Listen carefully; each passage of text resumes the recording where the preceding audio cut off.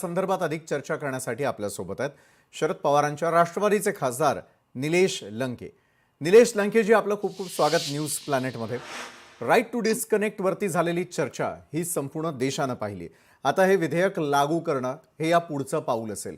मात्र right to डिस्कनेक्टने भारतासारख्या देशामध्ये जी तरुणाई सध्या काम करते, 24-24 तास काम करण्याची वेळ आली आहे. कारण जितकं आपण टेक्नो सेव्ही होतोय तितकं टेक्नॉलॉजी तुमच्या हातात येते आणि प्रत्येक गोष्टीला उत्तर देण्याकडे प्रत्येक कंपनीचा कल असतो किंवा कर्मचाऱ्यांना ते बंधन लागू केलं जात असतं. याविषयी तुमचं मत काय, आपल्या पार्टीचं अधिकृत मत काय निलेशजी? काल हे विधेयक मांडत असताना ताईंनी जी भूमिका मांडली ती अतिशय योग्य भूमिका मांडली. शेवट हा काम करणारा एक कामगार वर्ग असतो. तो कामावर जॉईन झाल्यानंतर एक 5-6 वाजेपर्यंत तो पूर्णपणे कामाचा लोड घेऊन चालत असतो. त्यानंतर त्याला सुद्धा व्यक्तिगत जीवनामध्ये स्वास्थ्य मिळालं पाहिजे, समाधान मिळालं पाहिजे. त्यामुळे आमच्या पक्षाच्या नेत्या, आमच्या संसदेतल्या नेत्या आदरणीय ताईंनी जी भूमिका मांडली ती अतिशय योग्य भूमिका आहे. बरोबर आहे. मात्र ज्यावेळेला एखादं विधेयक मांडलं जातं, विधेयकाला मंजुरी मिळणं आवश्यक असतं आणि मंजुरीनंतर ते लागू करणं याकडे सगळ्यांचा कल असतो.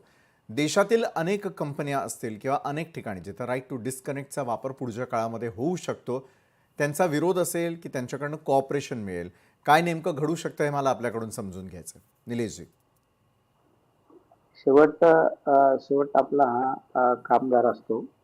त्या कामगाराला ज्या पद्धतीने त्याच्याकडून एक आनंदाने जेवढं काम करून घेऊ शकतात ते सगळ्यात महत्वाचं असतो. नेहमी त्याच्या डोक्यावर एक प्रेशर आणि डोक्यावर ओझं ठेवून जर तुम्ही काम करायचं म्हणलं तर तो त्या पटीत काम करू शकत नाही.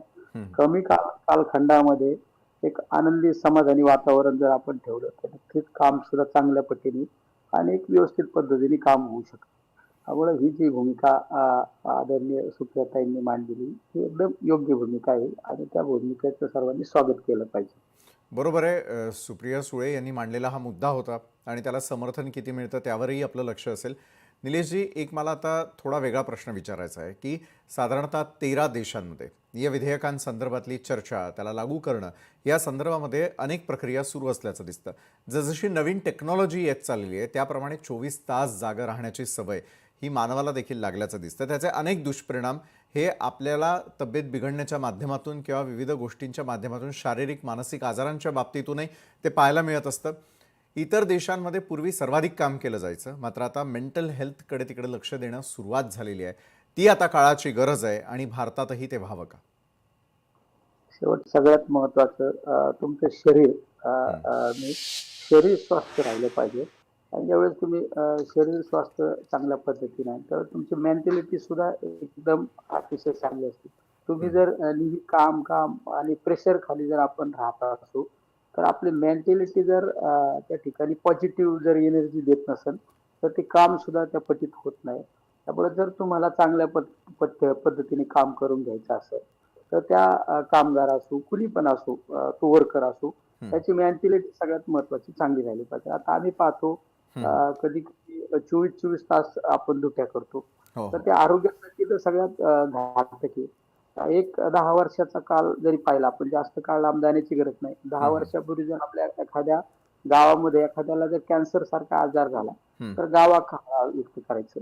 पण आज घराघरात कॅन्सर सारखे आजार आहे, किडनीचे प्रॉब्लेम उद्भवलेले, शुगर, बीपी भयानक प्रमाणे. म्हणजे आपण 4 माणसांशी जर चर्चा करीत असताना त्या ठिकाणी कमीत कमी 2 माणसांना शुगर सारखा आजार आपल्याला पाहायला मिळत आहे. शुगर, बीपी या सगळे गोष्टी ह्या कशामुळे, आपली दैनंदिन जो क्रमच आपला बिघडलेला आहे. रात्री अपरात्री रात्रभर आपण ते लॅपटॉप घेऊन काम करतो. आज चष्म्याचे त्या ठिकाणी अनेकांना चष्मे दिसतात. लॅपटॉप ह्या सगळ्या गोष्टी नेहमी जर काम केल्यानंतर आरोग्याची सुद्धा त्या ठिकाणी समस्या उद्भवतात आहे.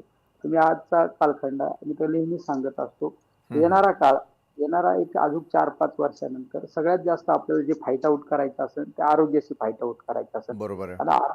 आरोग्य कशामुळे आपलं बिघडलेलं आहे, त्या सगळ्या गोष्टीची जर मुळाशी गेलं तर योग्य आहार नाही, वेळेत आहार नाही, योग्य आपल्याला कमीत कमी 8 घंटे आराम केला पाहिजे, 8 घंटे झोप मिळाली पाहिजे, 7-8 घंटे हां ती हां झोप मिळत नाही. तो रात्र दिवस ह्या टायमिंग सुद्धा आपण मॅच झाला पाहिजे. आपण बऱ्याच वेळा काही जण म्हणतात आम्ही रात्रभर काम करतो, अरे पण तुम्ही रात्र ही आपल्यासाठी झोपण्यासाठी, हां हां त्यावेळेस वातावरण शांततेचं असतं. तर सगळ्या गोष्टी जर आपण व्यवस्थित पद्धतीने मेंटेन केल्या तर माणसाचं शरीर सुद्धा एक चांगल्या पद्धतीने सुदृढ शरीर राहू शकतं. आणि जर ज्यावेळेस सुदृढ शरीर असेल त्यावेळेस आपल्याकडून जी पॉझिटिव्ह एनर्जी असते ती पॉझिटिव्ह एनर्जी आपल्या हातून चांगलं काम करून घेत असते. हं, तर हं. ज्यावेळेस बऱ्याच वेळा आपण पाहतो एखादा रात्रभर जागतो आणि दुसऱ्या दिवशी त्याच्या कोणत्या पद्धतीने ज्या पट्टीत काम होणं अपेक्षित आहे, ते काम कधी होत नाही. होत नाही. एखाद्या कार्यक्रमाच्या निमित्ताने आपण एखाद्या रात्रभर आपण जागलो आणि हं, दुसऱ्या दिवशी आपण आपल्या कामावर हजर झाल्यानंतर आपल्याकडून ज्या पट्टीत काम होणं अपेक्षित आहे ते होत नाही. हं, हं. त्यामुळे या सगळ्या गोष्टी जर करायच्या असेल तर हा जो कायदा आहे, जी विधेयक आदरणीय ताईंनी मांडलेलं आहे ते एकदम चांगलं आहे. तुम्ही कमी काळात जास्त काम सुद्धा करून घेऊ शकता. त्यासाठी त्या पुढल्या कामगार असो, तो कुली वर्कर असो, हं, त्याचं हं. शरीराची काळजी घेतली पाहिजे. तो सुदृढ शरीर झालं पाहिजे आणि सुदृढ शरीर हे पॉझिटिव्ह आपल्याकडून थिंकिंग निर्माण करतं, पॉझिटिव्ह बरोबर.